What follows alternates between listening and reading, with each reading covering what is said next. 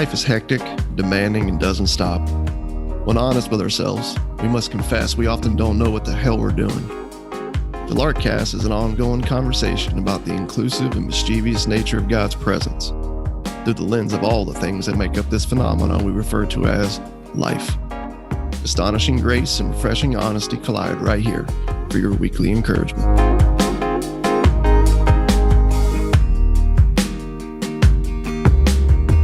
Welcome back to the Larkcast. If this is your first time listening, my name's Tony, and the deep southern raspy voice you're about to hear next is Russ Johnson. Russ, what's up? How you doing? So I was thinking that was a joke. That's not how I really sound. Wait, dang. but that's how you really sound right there. I was like, oh wait. I like how your impression of a deep southern raspy voice isn't even deeper or southern or more raspy than your actual voice. It's like this. Yeah, one of those moments where I'm like, yeah, like, that oh was, shoot. There's a fail. I was coming back from a photo shoot last week in Schaumburg, Illinois. We have a client. We were out there shooting some food. They got some new products coming out. And on the way back, I played Rory Scovel's Dilation for Parker. And Parker's gone on some lark trips with us, caught some video. Just for the sake of context for everybody. So this is a mutual friend of ours, lives by me, works with me. And so I was playing him, the Southern Pilot one, where Rory Scovel was like, nothing. He goes, I hate flying, but nothing gives me more comfort than if the pilot is Southern, because if you're from the South, you're raised with pride. And he goes, the rest of the country calls it racism. He goes, no, it's pride with a tinge of honesty. And he goes, well, of course he's going to land this plane. He can't land this plane. Of course he's going to land this plane. He goes, no, leave the wheels up. Pick a spot. I'll land it. It's just so funny. But now this is hilarious. While we were driving home, I had maps on. And it kept interrupting the punchlines. Oh, bro. And just like that time. Oh my, as soon as you said that, I was like, oh Lord. Just like that time, me and you, our car was leading a caravan of people to an event in Orlando, which is the worst place in the world to be or drive. So Russ and I, our vehicles leading a caravan of like 4 or 5 other vehicles, and they're all following us. Yeah. Yep. And so we're playing Rory Scovel's Dilation, and the GPS kept interrupting the punchlines. So I turned off GPS without my knowing, and I was driving. Just to make that point clear, just so we could hear this comedy bit from this dude. And before you know it, we start pulling into Disney World. We did. People are calling like, man, can y'all turn around? I'm like, there's no way to get off. If you haven't been to Disney World and you're listening to this right now, there's a median that runs through the middle of that, like that whole highway they built that takes you into Disney World. And it's like forever long, like miles. And there's this built median in the middle, so you can't cross lanes or try to turn around. There's no exits. So you have to ride that thing all the way to the damn gate. People are calling us like, what going on? What the hell are you doing? So we pull in and do that really fun, like U-turn, with like all the caravans following you. Got to the event late. We finally get there, and I did put the blame on you, bro, but it was your fault. It was my fault. Yeah, Tony was my fault.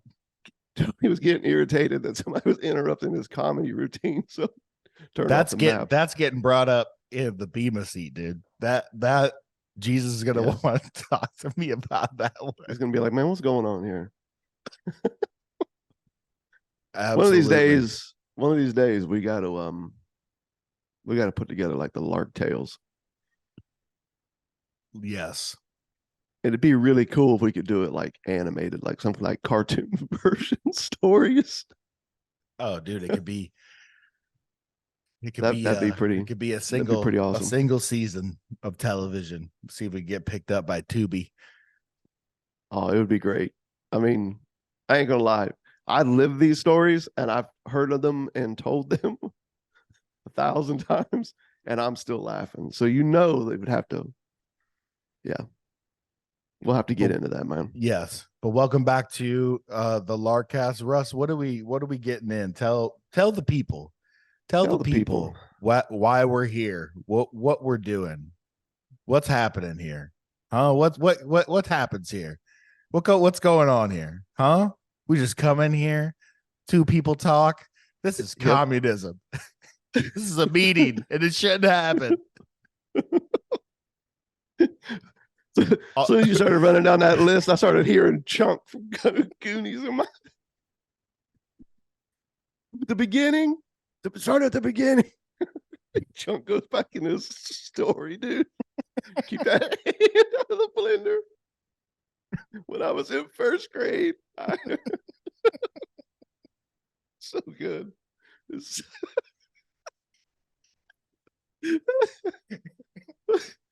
I don't know if people feel bad for us or not, dude. Like the two of us here laughing like this. Okay. So here's good. what we getting into. We are in the middle of the yeah buts. And the yeah buts would just be a string of podcasts for us that are pressing into, if you're new to this, to these oftentimes verses, man, to get thrown at you. When people go and step into freedom and start to really take their freedom seriously, they find themselves with more time for friends. They find themselves with less pressure to fix all the people around them or themselves. They get to be honest about their real story. There's a lot of beautiful things, man, that come out of knowing you're loved and living loved, and that can have a real rub, dude, on our whole conventional idea of church, especially because this freedom way of Jesus just doesn't compute and doesn't fit. And that can lead to a lot of questions from people around us and oftentimes pushbacks. And they always come in that form of like, yeah, I hear what you're saying, but. And so if you're new to this, back up a few episodes and you can start at the beginning of these of this series where we unpack some of these yeah buts. And today we're gonna be looking at one that I don't think is gonna take long, man.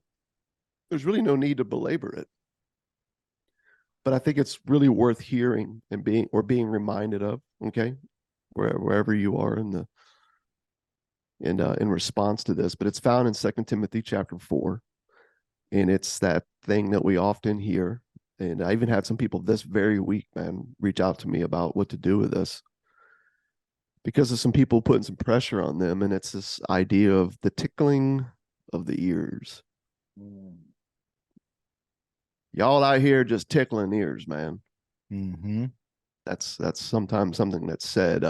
What you're saying, you're just trying to make people happy, man, that don't want to have to really get it together for Jesus. And I think if you really take a hard look at what freedom is, it'd be a life of dependence on Jesus. That life of dependence would be a life of faith. It's the one thing you see Jesus live into. It's where you really get to see what it really means to be human. Okay. And I would dare say it's the hardest thing you'll ever do. And the only thing from Jesus I feel like you can actually imitate. So for everybody who's saying, well, we need to imitate Jesus, I'm like, well, he was perfect. And I think it's pretty plain that we probably need to hang up the perfect game. But what we could do is probably learn to live by faith in who the Father is and who we are in him. Yeah. That life of dependence is the life of freedom. And it's violent, dude, against your nature, because the human story is a story for a love of control. Yep. Right. I was talking to a guy a couple of days ago, I was going through a hard time, and he's really working through these things that he's struggling with in regards to what he believes and you know what I'm saying, to what he's doing. And we all get that. Like there's what I believe to be good and true, where harmony is found in Jesus, but I seem to struggle with these couple things and I can't seem to get over it. And so he's running through this list of what he can do, how he can fix it, how he can make up for it, what he can, for his marriage. And he keeps going. And I said, man, it sounds to me like you're trying to be Lord. Hmm. And it got quiet. And he said, well, what's the difference, man? Because it seems like this is all I know. I said, well, man, you can try to be Lord or you can learn to live loved. Hmm. But you can't do both, bro. Mm-hmm.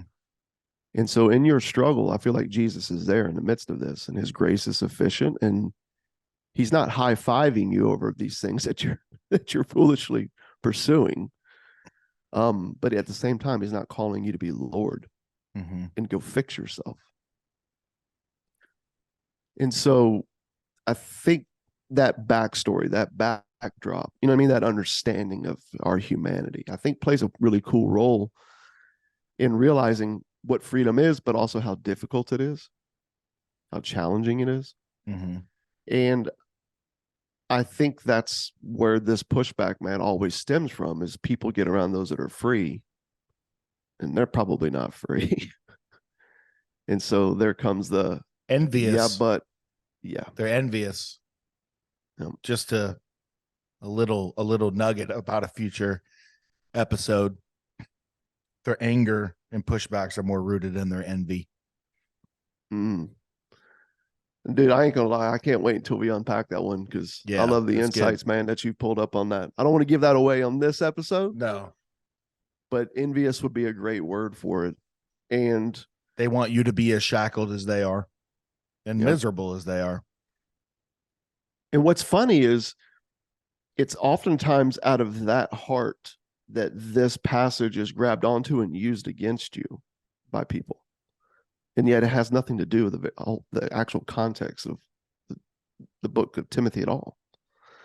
So in 2 Timothy, Paul, he's talking to Timothy. He's this younger leader within the church, as in like the one church in the world, and leader as in not someone who's more special or better or brighter, but leader is just someone who the Spirit of God is working in, and he seems to be going first.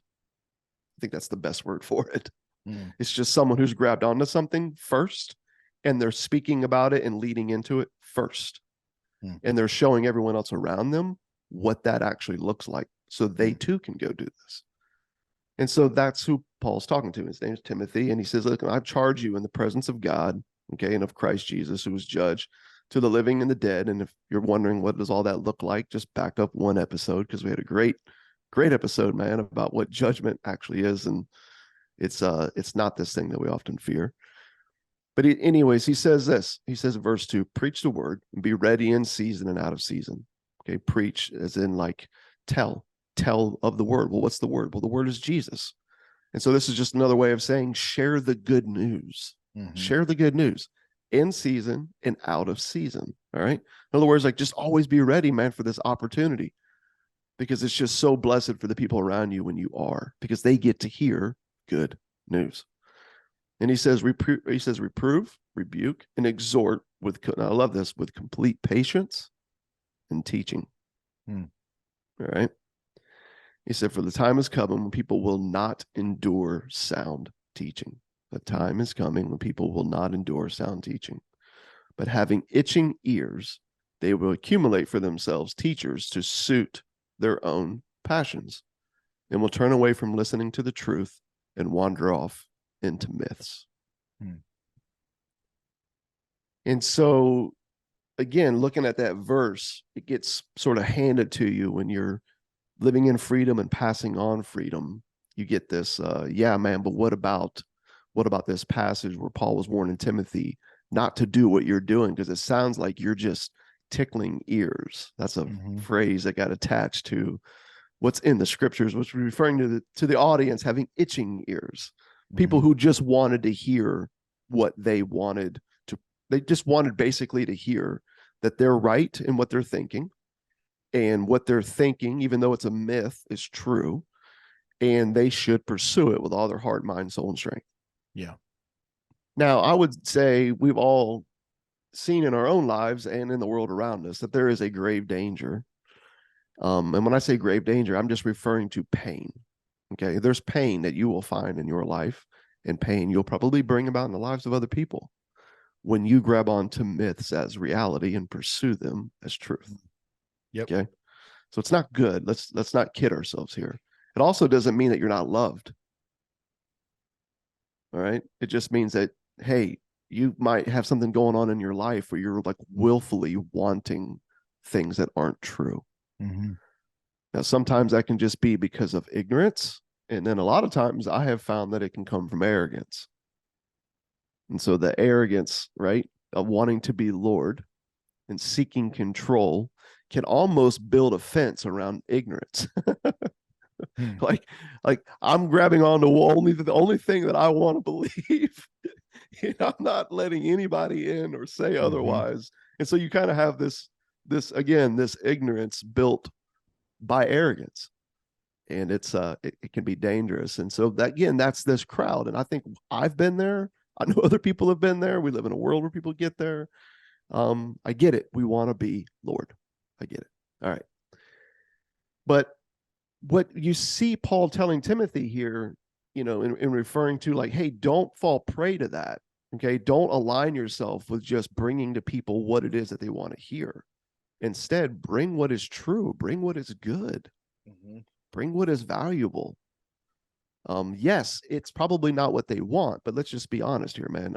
The human story is generally always wanting what it doesn't need. Yeah. We're not generally wanting what we do need. Yeah. And if you think Um, about like what someone naturally would want, they naturally would want teachings that align with, control, things that they can grab yeah. onto with their hands, things that they can tangibly do, something that would pull them away from a life of faith, a life of doing, a life of accomplishing, um, bringing control back into your hands, whether that be I'm saving myself by my own Mm-hmm. performance, I'm sanctifying, myself, something you can curate, for Yep. yourself. And see, what you just shared to me is in accordance to the passage, okay, in the study of it, in the context.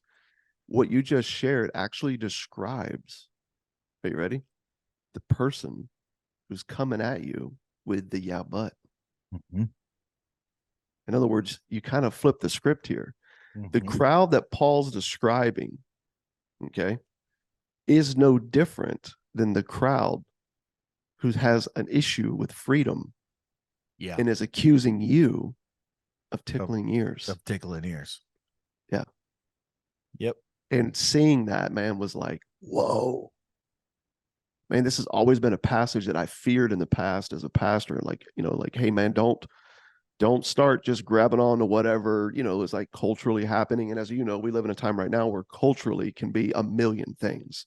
It's not like there's the culture and then the church, Mm-hmm. it's like, no, dude, there's cultures, big tribes, man, with various opposing beliefs and values. And you can find yourself aligning with any of them.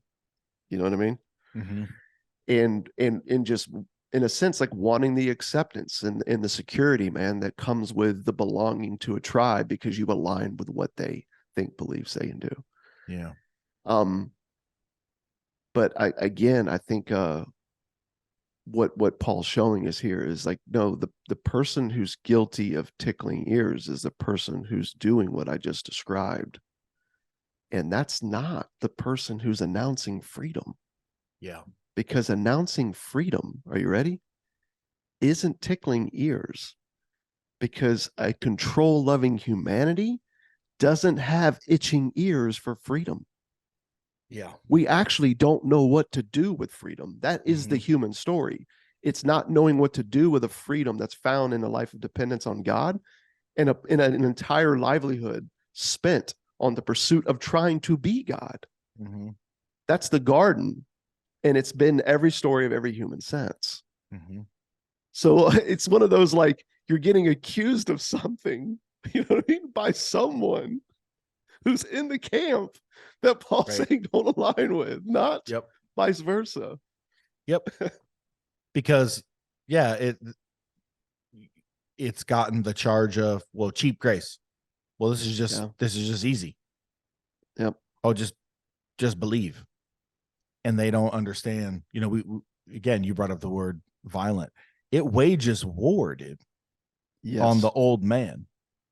Yep. The old man, that phrase, the old man, was coined by Paul. Paul, if you remember his story, was perfect according to the law, the Pharisee of Pharisees.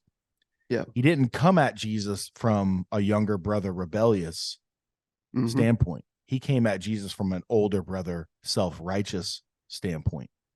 So Right. when Paul coins old man, he doesn't mean, you know, the one out there getting drunk, having sex with whoever and kicking dogs, you know, and Yep. partying in a rebellious phase.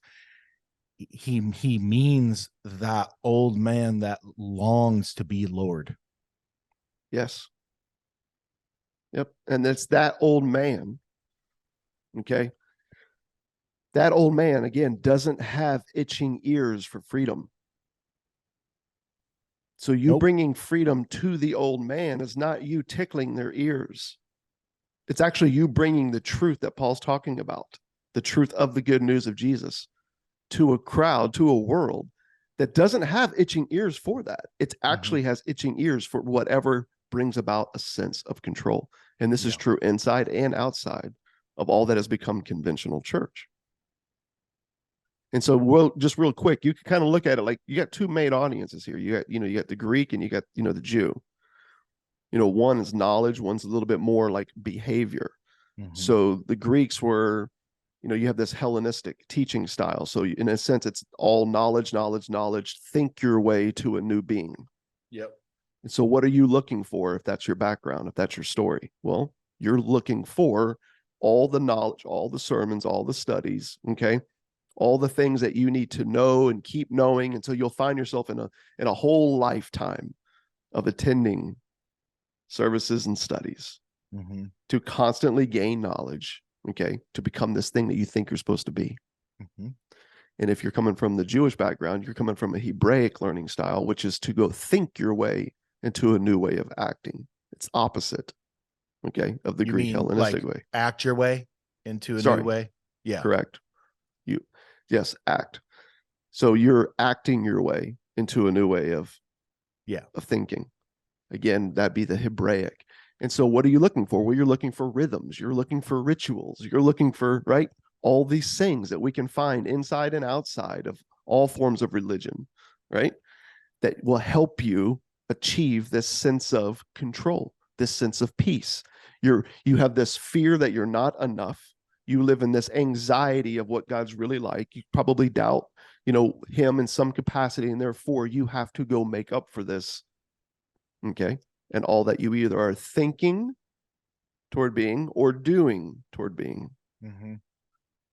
Well, you know what's violently opposed to that? You know what's not itching the ears of that? What's not tickling the ears of that?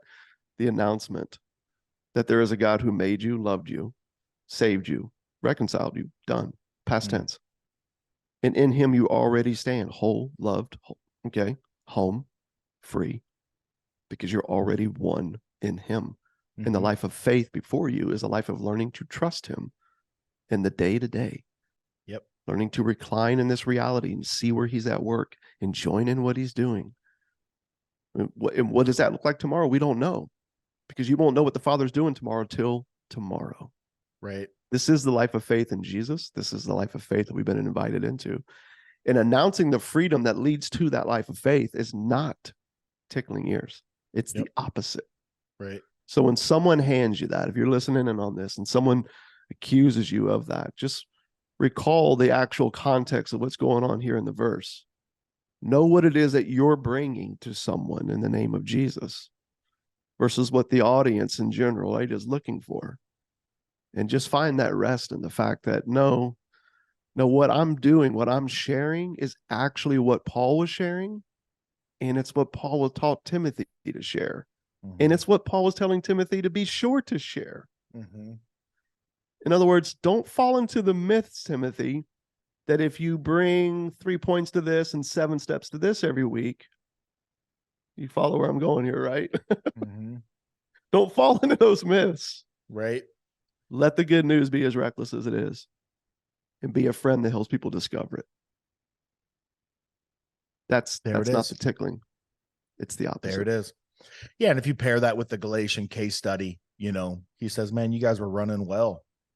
You were free. You were running well in the spirit. You were living a life in the spirit. Mm. And then some yahoos from James Church in Jerusalem come down and start, it had to be from there. Start, pairing, the finished work of Jesus with, the law of Moses and this old kind of anchor, this dead, impossible weight of performance. And dude, you want to talk about a pissed off apostle? It's those who were tickling ears with performance. And they bewitched, they tricked, they fooled these Galatians back into a life of,